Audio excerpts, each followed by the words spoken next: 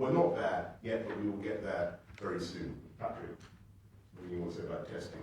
Yeah, Chris has obviously got one to answer there as well, but the testing, so Public Health England are currently leading the testing on this. They're ramping up to 25,000.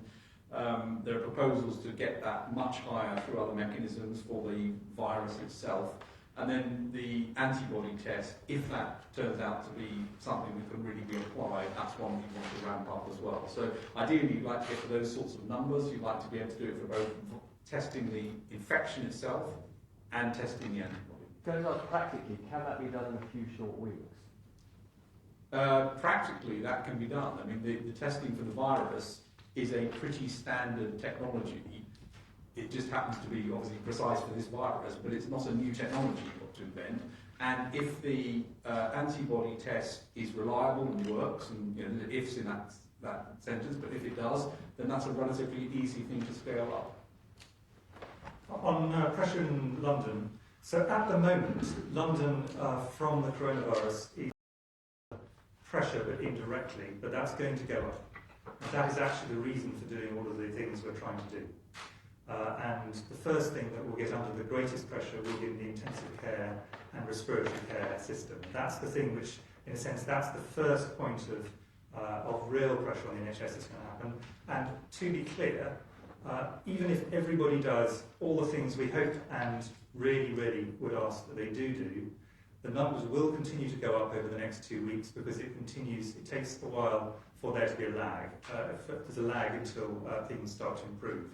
Now, at that stage, we need to do three things. The first of which is obviously to try and pull the peak down, and that is the key thing that everybody can help with in terms of the social distancing.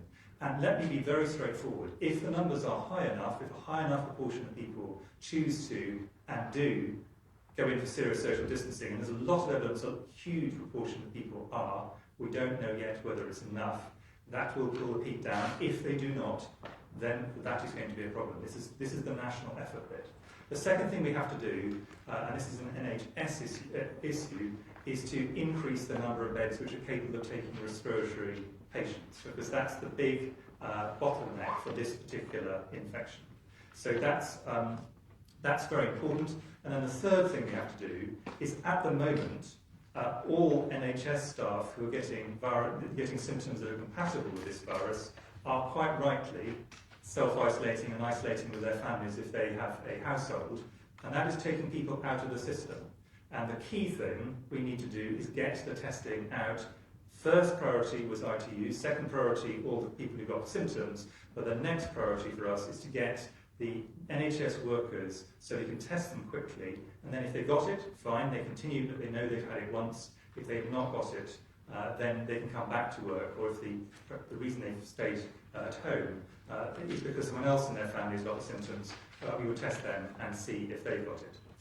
On PPE, there's a local and a global issue on this. I completely understand the points that my colleagues in the NHS are concerned about on PPE.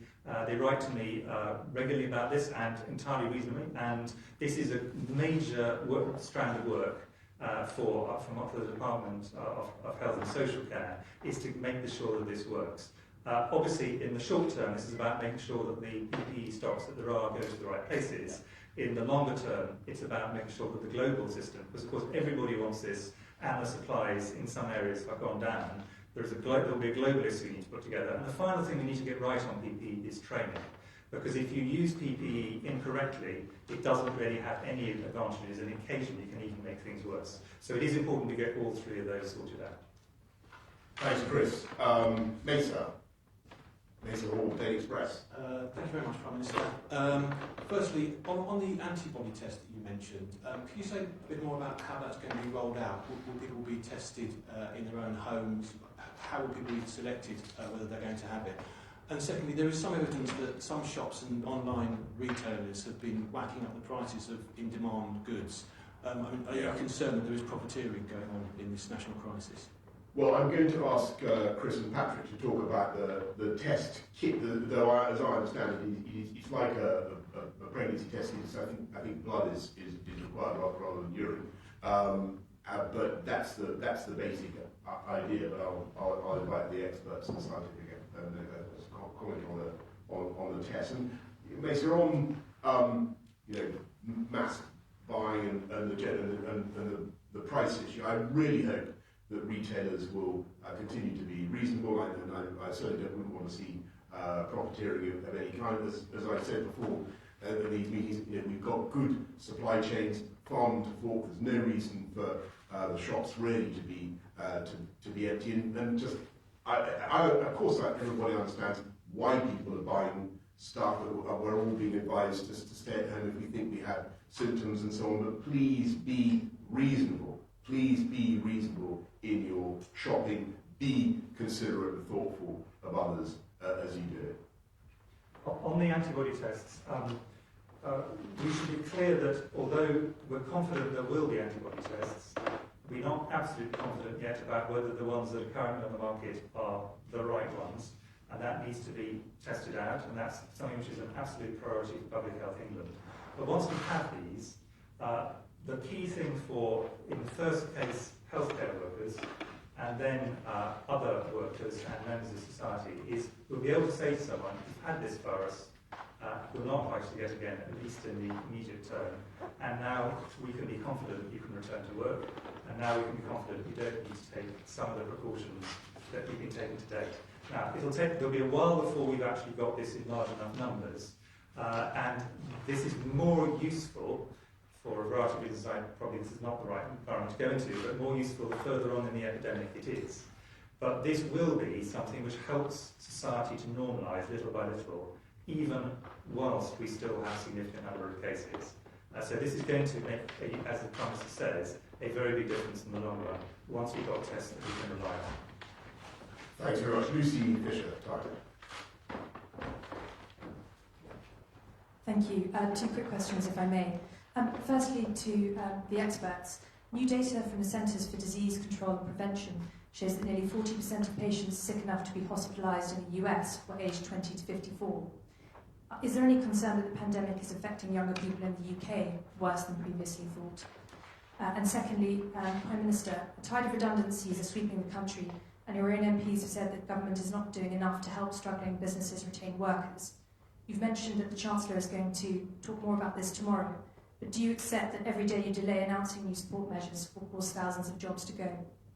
Well, just let me say, first of all, on that, it's very, very important. Everybody understands that we will stick by businesses, and I hope that businesses will stick by their employees. This country is going to bounce back. We're going to need some fantastic companies remaining to bounce back as well. And it's absolutely vital that everybody understands that. Now, Rishi will be saying, the Chancellor will be saying more tomorrow about the package we're putting in place for workers across the country to support everybody through this difficult time. We've been talking to the trade unions and others today, and we think we'll have a great package ready to go. So I hope people will stick by their employees, because we're all going to need them. On the second question you asked, it's clear there are 3 things that probably people need to think about simultaneously. Firstly, the great majority of people who get this virus, irrespective of age,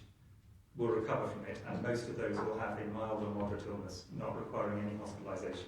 Very important to make that point first off, because I think that is a key point for people to remember. It seems to be true for children, where children seem, on the whole, to have this as a milder disease than adults, and probably quite a lot milder in most cases. The second thing is, it is also true that particular groups of older people or vulnerable people, medically vulnerable, do get this more severely. And if you look in the data from China, if you look in the data from Italy, and if you look in the data initially from the UK, most of the deaths are occurring in those groups. But, and this is the point that the US is making, and I think it's an important point to emphasise, that is not to say that there will not be severe cases amongst people who are younger adults. And that is important, because it's important that people don't trivialise this.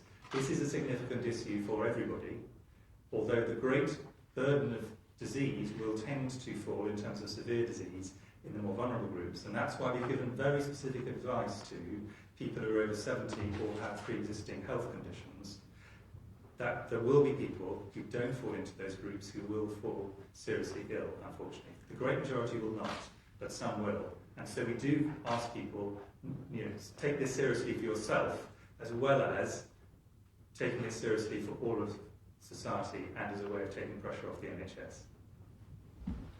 Thanks very much. Gordon, Gordon Renner, turn up. Last question, I'm afraid, everyone. Thank you, Prime Minister. Just to pick up on what Beth asked earlier, you've quoted this figure of 12 weeks to turn the tide, which is the first time you've said that. You haven't really defined for us what turning the tide means, but I don't know whether perhaps Chris or Sir Patrick might be able to explain what that would look like. Does that mean that we will be well over this and will be returning to our normal lives, or does that mean that we will have just hit the peak and will be starting to go back to the other side? What does that actually mean? Well, what I want us to do is to get on top of it.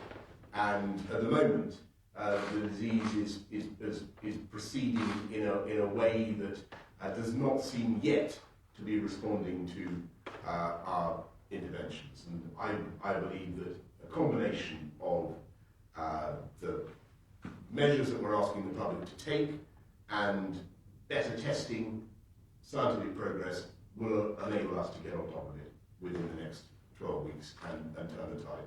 Now, I cannot stand here and tell you that we will, by the end of June, that we will be on the downward slope. It's possible, but I simply can't say that that's for certain. Of course not. We don't know where we are, and we don't know how long this thing will go on for. But what I can say is that this is going to be finite. We will turn the tide, and I can see how to do it.